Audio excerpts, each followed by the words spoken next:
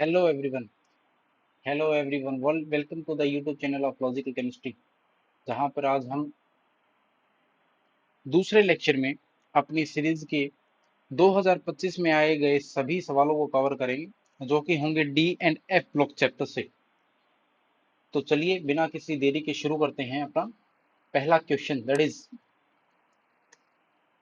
What collective name are lanthanoid and actinoids are known. चलिए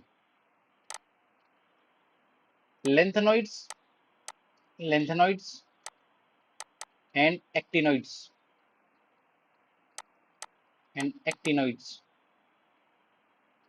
दोनों के दोनों जो सीरीज हैं वो हमारी कवर होती हैं एफ ब्लॉक के अंदर, एफ ब्लॉक एलिमेंट्स के अंदर होती हैं। अब एफ ब्लॉक एलिमेंट को हम सब जानते हैं कि इस सीरीज के अंदर, लेंथेनॉइड सीरीज के अंदर जो ऑर्बिटल यूज होती है दैट इज 4f और एक्टिनॉइड के अंदर जो यूज होती है दैट इज 5f। और ये दोनों की दोनों जो ऑर्बिटल्स हैं इन दोनों को इनर ऑर्बिटल्स बोला जाता है। दैट्स वाई पूरे एफ ब्लॉक को हम नाम देते हैं inner transition metals. Inner transition metals तो क्या वो कलेक्टिव नाम है जिससे हम एक्टिनॉइड और लेंथेनॉइड को जानते हैं? वो है तुम्हारा inner transition metals.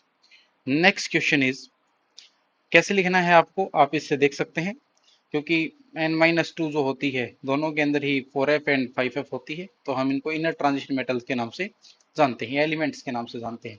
Next question is, आप पिछली जब चैप्टर में देखोगे तो जो हमारा फर्स्ट क्वेश्चन है जो स्टैंडर्ड इलेक्ट्रोड पोटेंशियल से आया है उसमें भी आया था, बस उसमें फर्क ये था कि मेटल +3 +2 का आया था, यहाँ पे मेटल +2 और 0 का है।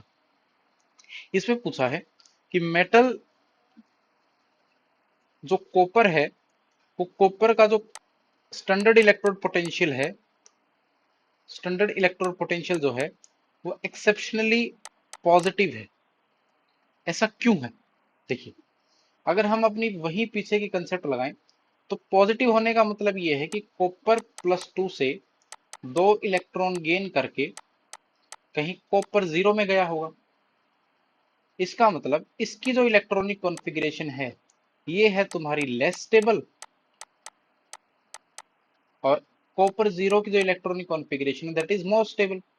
और ये कुछ कुछ साउंड भी लॉजिकल करता है क्योंकि जो इलेक्ट्रॉनिक कॉन्फ़िगरेशन इसकी है that is 3d10 and 4s1 argon 18, और जो इसकी इलेक्ट्रॉनिक कॉन्फ़िगरेशन बनेगी कॉपर 2 के अंदर तो एक इलेक्ट्रॉन यहां से निकलेगा और एक इलेक्ट्रॉन यहां से निकलेगा, तो that will be argon 18 3d9 and 4s0।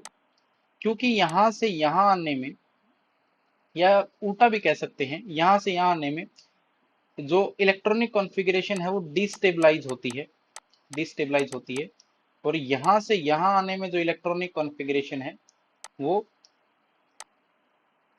वो स्टेबलाइज होती है, वो आपकी स्टेबलाइज होती है क्योंकि कॉपर +2 ज्यादा स्टेबल है और कॉपर 0 ज्यादा स्टेबल है और कॉपर +2 ज्यादा स्टेबल है, तो हमारा जो स्टेबिलिटी का ऑर्डर होगा that will B copper +2 is less stable than copper 0। इस वजह से कॉपर के अंदर से, यानी कॉपर के अंदर से 2 इलेक्ट्रॉन्स को निकालना, ये जो आयोनाइजेशन है यहां पर ionisation enthalpy will be very high, बहुत हाई होगी, जिसकी वजह से अगर आप कॉपर +2 को एक्वस मीडियम में डालते हैं और यहां से जो आपको कॉपर +2 एक्वस मिलेगा और प्लस में डेल्टा एच ऑफ हाइड्रेशन मिलेगा, ये जो डेल्टा एच ऑफ हाइड्रेशन है ना, जो पानी और कॉपर +2 के अट्रैक्शन से आता है। हमें पता है जो कॉपर +2 है ये पानी में यहाँ पे अवेलेबल होगा, और यहाँ पर जब वाटर का अट्रैक्शन लगेगा ऑक्सीजन के लोन पेयर से, तो यहाँ पर एक अट्रैक्शन, इलेक्ट्रोस्टैटिक अट्रैक्शन आएगा, जिसकी वजह से इलेक्ट्रोस्टैटिक अट्रैक्शन आएगा, और जहां पर भी अट्रैक्शन होता है वहां पर एनर्जी रिलीज होती है, एनर्जी रिलीज। और ये जो एनर्जी रिलीज होती है इसी को बोलते हैं डेल्टा एच ऑफ हाइड्रेशन, यानी हाइड्रेशन एंथैल्पी।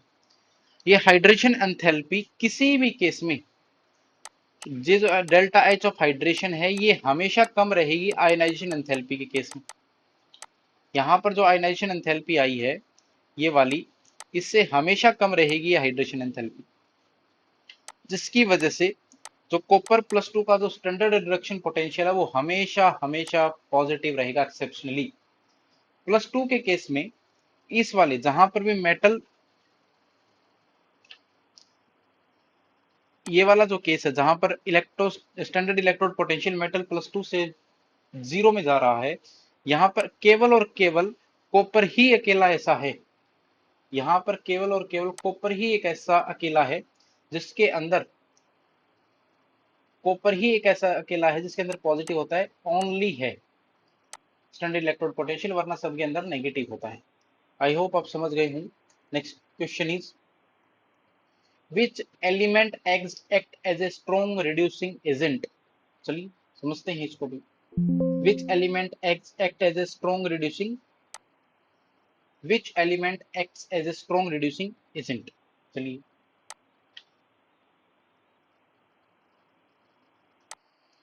चलिए अपने नेक्स्ट क्वेश्चन के ऊपर बढ़ते हैं, जो कि है which element act as a strong reducing agent in plus two oxidation state among the 3D transition series and why. चलिए इसके लिए हम नेक्स्ट स्लाइड पे चलते हैं और समझते हैं। देखिए हमसे पूछा गया है कि कौन सा जो एलिमेंट है वो अपनी प्लस टू स्टेट के अंदर स्ट्रॉन्ग रिड्यूसिंग एजेंट है। देखिए स्ट्रॉन्ग रिड्यूसिंग एजेंट होने का मतलब ये है कि Mn+2 जो है वो सेल्फ ऑक्सीडाइज होगा और दूसरों को रिड्यूस करेगा, यानी कोई भी मेटल जो है वो मेटल से मेटल प्लस टू में इजिली जाएगा और प्लस में electron, sorry, metal plus two से मेटल प्लस थ्री में जाएगा और प्लस में एक इलेक्ट्रॉन को रिलीज करेगा। ऐसा कौन सा मेटल कर सकता है, और केवल हमें ढूंढना है ये 3D सीरीज के अंदर, यानी स्कैंडियम से लेकर और जिंक तक ढूंढना है। तो चलिए जब आप सभी को ऐसे करके देखोगे तो मैं आपको सीधा सीधा बता देता हूँ।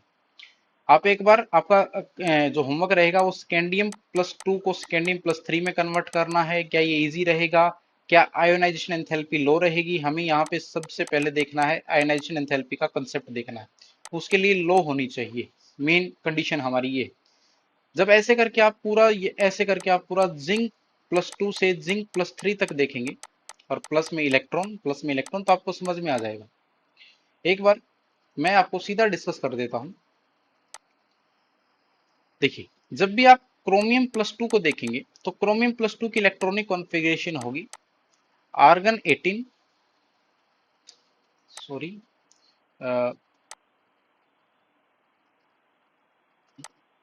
क्रोमियम प्लस टू की जो इलेक्ट्रॉनिक कॉन्फ़िगरेशन होगी that will be argon,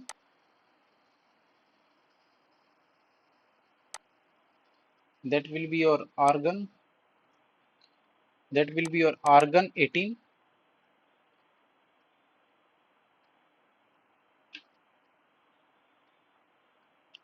sorry for the disturbance,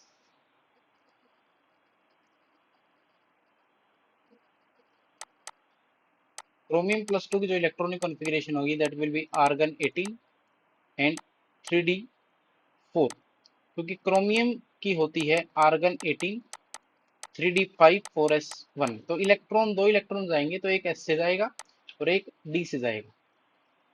जब हम ये देखते हैं और जब हम मूव करते हैं क्रोमियम प्लस टू से क्रोमियम प्लस थ्री के ऊपर और प्लस में एक इलेक्ट्रॉन, यहाँ पर हमारे पास जो इलेक्ट्रॉनिक कॉन्फ़िगरेशन है दैट इज आर्गन 18 3d4, ये हमारा इलेक्ट्रॉनिक कॉन्फ़िगरेशन है। और जब यहाँ पे देखते हैं तो हमारे पास होता है आर्गन 18 एंड 3d3।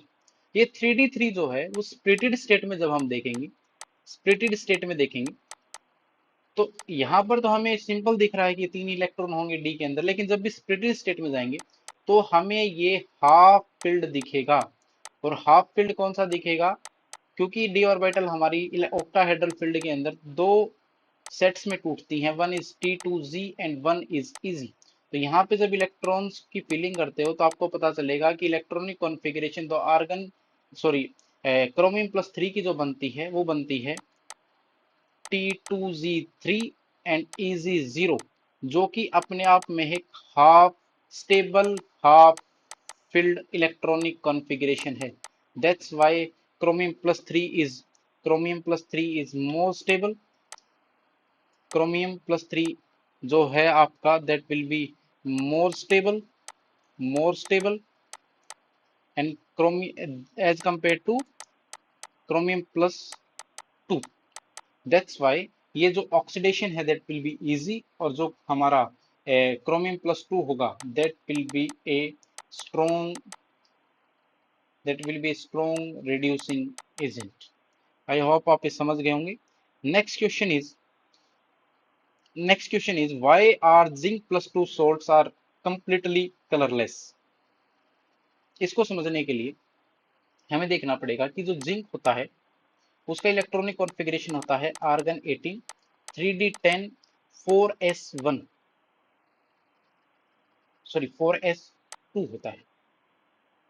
जब भी हम जिंक से जिंक प्लस 2 के ऊपर जाएंगे तो दो इलेक्ट्रॉन का लूज करते हैं, -2 इलेक्ट्रॉन्स। तो electronic configuration will be argon 18 3d10। यहां पर जाते हैं तो हमें मिलता है फुली फिल्ड n-1d, यानी पेनल्टीमेट शेल हमें पूरी की पूरी हमें फुलफिल मिलती है, जिसकी वजह से अगर आप इसकी इलेक्ट्रॉनिक फिलिंग करते हैं ऑर्बिटल्स के अंदर तो आपको पता चलता है कि 1 2 3 4 5 6 7 8 9 एंड 10 यहाँ पर नंबर ऑफ अनपेड इलेक्ट्रॉन्स जो हैं वो 0 है। इसकी वजह से होता क्या है कि जो भी हमारी मैग्नेटिक प्रॉपर्टीज होती हैं, वो सारी की सारी डिपेंड करती हैं नंबर ऑफ अनपेड इलेक्ट्रॉन के ऊपर। अगर नंबर ऑफ अनपेड इलेक्ट्रॉन अगर 0 है, नॉट इक्वल टू 0 है, उस केस में जो प्रॉपर्टी होगी that will be paramagnetic property. यानी कोई भी मेटल है वो अपनी आयनिक स्टेट में अगर नंबर ऑफ अनपेड इलेक्ट्रॉन रखता है, चाहे वो एक रखता हो, वो पैरामैग्नेटिक होगा। पैरामैग्नेटिक कलर्ड होंगे, ये हमेशा ट्रू नहीं है लेकिन पैरामैग्नेटिक कलर्ड होते हैं। n इजकल टू 0 जो होगा, n इजकल टू अगर 0 है तो इसका मतलब वो डायमैग्नेटिक होगा, और डायमैग्नेटिक का मतलब होता है कि वो सॉरी ये यहाँ पे कलर्ड आएगा, हम पैरामैग्नेटिक का मतलब होता है कलर्ड और डायमैग्नेटिक का मतलब होता है कलरलेस। तो क्योंकि जिंक प्लस 2 के पास नंबर ऑफ अनपेड इलेक्ट्रॉन 0 है तो ये क्या होगा? कलरलेस हो। नेक्स्ट क्वेश्चन इज, ये आप देख सकते हैं कि आपको कैसे लिखना है पिछले दोनों सवाल, क्योंकि जिंक वाला तो बहुत इजी था, दैट्स वाई मैंने इसको आंसर नहीं डाला है।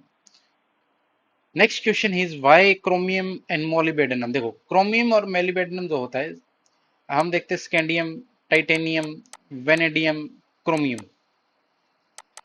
और इसी ग्रुप में आता है मोलिबेडेनम। अब इन दोनों की जो मैग्नेटिक प्रॉपर्टी में मतलब मैग्नेटिक प्रॉपर्टी में हमें देखना है कि उसका जो मैग्नेटिक बिहेवियर हो या डायमैग्नेटिक है पैरामैग्नेटिक है, जो भी होगा दोनों का सेम हो। उसके लिए हमें इनकी इलेक्ट्रॉनिक कॉन्फ़िगरेशन देखनी पड़ेगी। क्रोमियम की होती है आपकी आर्गन 18 3d5 4s1, और मोलिबेडेनम की भी सेम होती है आर्गन 18 3d5 4s1। यहां से अगर हम देखेंगे तो दोनों के अंदर जो नंबर ऑफ अनपेड इलेक्ट्रॉन्स होते हैं that will be equal to 5, यानी 1 2 3 4 एंड 5। यहां से आप देखोगे तो भी 1 2 3 4 एंड 5, दोनों के अंदर number of unpaired electron is equal to 5। तो दोनों का जो मैग्नेटिक बिहेवियर होगा, मैग्नेटिक बिहेवियर होगा, दैट विल बी पैरामैग्नेटिक, और पैरामैग्नेटिक भी सेम होगा।